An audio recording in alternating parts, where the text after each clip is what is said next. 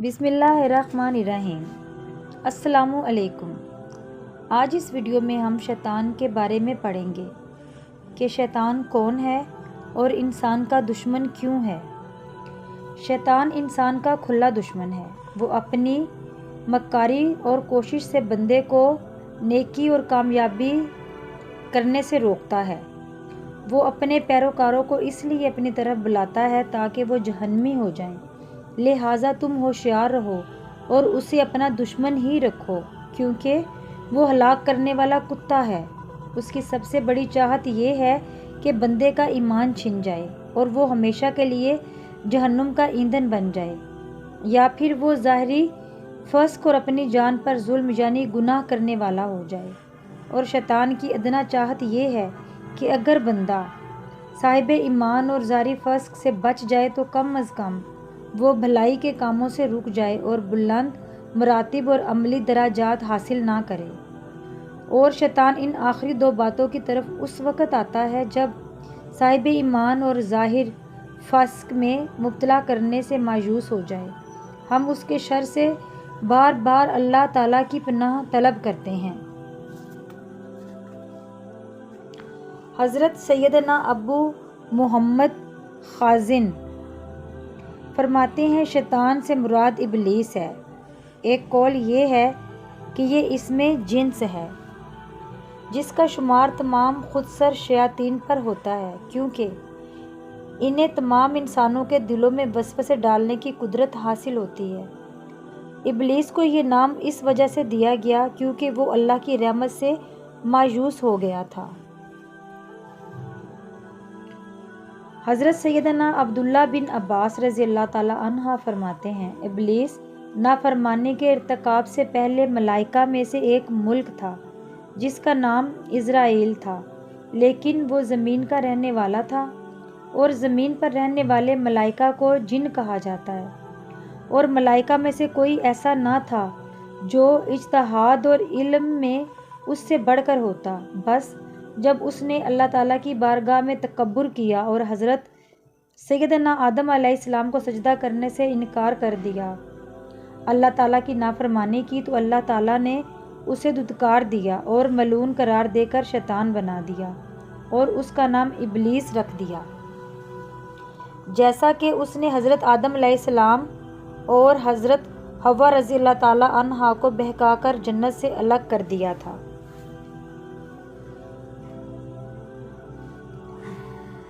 اس نے اپنی دشمنی واضح کی کیونکہ اس کی دشمنی بہت پرانی ہے۔ حضرت سیدنا قتادہ رضی اللہ تعالیٰ عنہ فرماتے ہیں مجھے ایک خواب دکھائی دیتا جو مجھے بیمار کر دیتا، یہاں تک کہ میں نے سرکار مدینہ راحت قلب سینہ صلی اللہ علیہ وآلہ وسلم کو یہ ارشاد فرماتے سنا، اچھا خواب اللہ تعالیٰ کی طرف سے ہوتا ہے اور برا خواب شیطان کی طرف سے۔ بس جب تم میں سے کوئی پسندیدہ خواب دیکھے تو صرف اس سے بیان کرے جسے وہ پسند کرتا ہے، اور جب کوئی ناپسندیدہ چیز خواب میں دیکھے تو اپنے بائیں طرف 3 مرتبہ تھوک دے اور اعوذ باللہ من الشیطان الرجیم پڑھے، اور اس خواب کے شر سے اللہ تعالیٰ کی پناہ مانگے جو اسے نقصان نہیں پہنچا سکے گا۔ اور یہ شیطان کی دشمنی ہے جس سے انسان محفوظ نہیں رہ سکتا، حتیٰ کہ نیند کی حالت میں بھی نہیں بچ سکتا۔ مومن سے حسد کیا جاتا ہے اور اس کا شیطان اپنی شدید دشمنی کی بنا پر ہمیشہ اسے اذیت پہنچانے کی کوشش کرتا ہے۔ وہ اسے ہر طریقے سے دھوکہ دیتا ہے، ذلیل اور رسوا کرتا ہے، اور اس کے معاملات اس پر الٹ پلٹ کر دیتا ہے۔ بس جب وہ کوئی اچھا خواب دیکھتا ہے تو شیطان اس پر وہ خواب مسلط کر دیتا ہے تاکہ اس پر خواب میں دیکھی جانے والی بشارت یا تنبیہ صحیح نہ رہے، اور انسان کا نفس بھی شیطان ملعون کا مددگار ہے، تو وہ بھی انسان پر خواب میں وہ چیزیں گڈمڈ کر دیتا ہے جن کا وہ حالت بیداری میں اہتمام کرتا ہے۔ اللہ تعالیٰ کی طرف سے بلانے والا اور اس کا پیغام حق لوگوں تک پہنچانے والا، مگر ہدایت دینا میرے ذمہ نہیں، اور شیطان گناہوں کو اور راستہ کرنے والا بنایا گیا، لیکن گمراہ کرنا اس کے ہاتھ میں نہیں ہے۔ حضرت سیدنا امام عبدالرؤف فرماتے ہیں کہ رسول اکرم صلی اللہ علیہ وآلہ وسلم مخلوق کی عادت اور فطرت سے واقف ہوتے ہیں، تو جس کی فطرت اچھی ہو اسے ثواب کی بشارت دیتے ہیں، اور جس کی فطرت بری ہو اسے عذاب سے ڈراتے ہیں، اور شیطان بھی اپنی فطرتی خباثت کو مخلوق میں پھیلاتا رہتا ہے۔ اس طرح خیر و شر کے یہ دونوں فریق کسی نئے کام کو سر انجام نہیں دیتے، بلکہ وہ تو ایک ایسے معاملے کو ظاہر کرتے ہیں جو آنکھوں سے اوجھل یعنی پوشیدہ تھا، اور یہی حال اپنے وقت کے عالم اور امام اور دجال یعنی گمراہ کرنے والے کا ہے۔ شیطان انسان کو نیکی اور بھلائی سے روکنے کے لیے بے حد کوشش کرتا ہے، بے شک وہ اپنے پیروکاروں کو اس لیے بلاتا ہے تاکہ وہ بھی دوزخیوں میں سے ہوں۔ یہ اس کی دشمنی کا ثبوت ہے، اور انسان کو دنیا کی طرف مائل کرنے اور خواہشات کی پیروی کرانے کے لیے اپنے پیروکاروں کو بلانے کی شیطانی مقصد کا بیان ہے۔ حضرت سیدنا واسطی رحمۃ اللہ علیہ کا قول ہے، تم بھی کسی ایسی ہستی کی مدد لے کر شیطان کو اپنا دشمن سمجھو جو اس کے خلاف تمہاری مدد فرمائے، لیکن جہاں تک ممکن ہو اس سے بچو کہ وہ تمہارے مقابلے میں آ جائے، کیونکہ وہ اپنی مدد کے لیے اپنے گروہ کو بھی بلا لیتا ہے، اور اس کے مددگار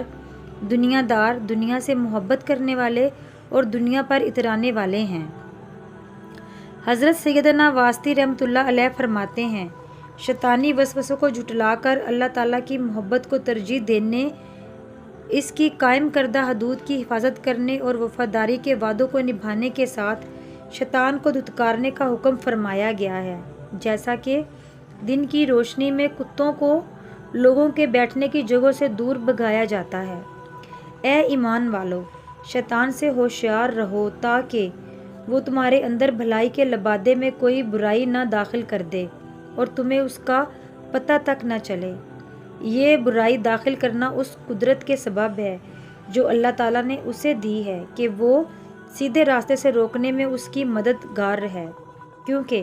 شیطان کی تخلیق جس بات کا تقاضا کرتی ہے اللہ تعالیٰ نے وہ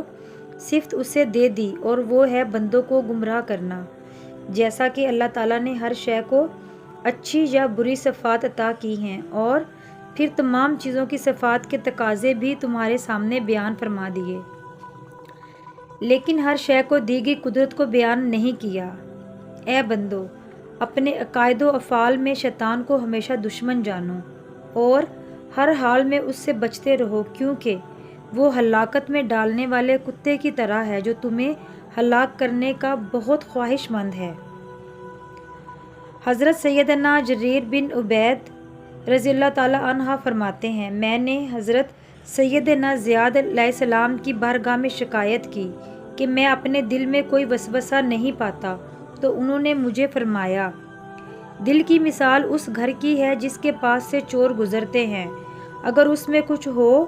اسے چوری کر لیتے ہیں، ورنہ اس گھر کو چھوڑ کر آگے چلے جاتے ہیں۔ یعنی شیطان نفسانی خواہشات سے خالی دل میں داخل نہیں ہوتا،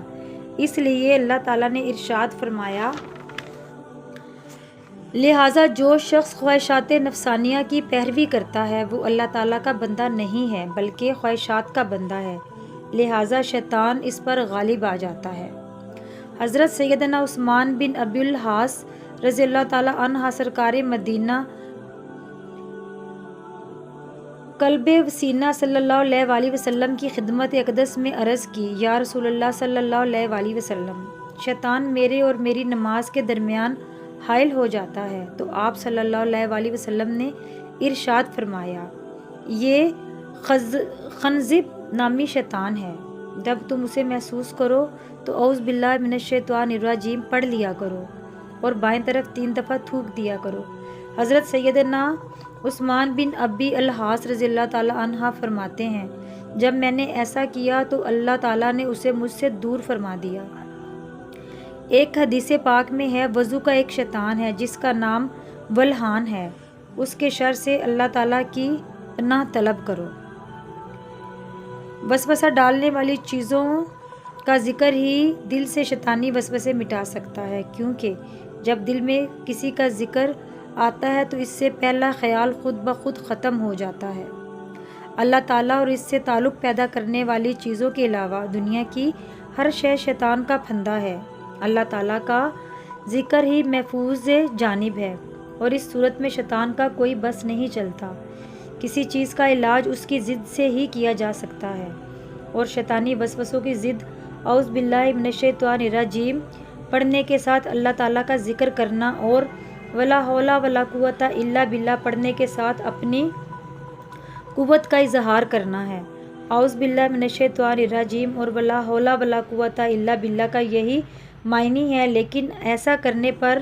صرف نیک لوگ ہی قدرت رکھتے ہیں، جن کی زبان پر ہر وقت اللہ کا ذکر رہتا ہے، اور شیطان بہکانے کے وقت صرف جھپٹنے کے طور پر ان کے دلوں کے گرد چکر لگاتا رہتا ہے۔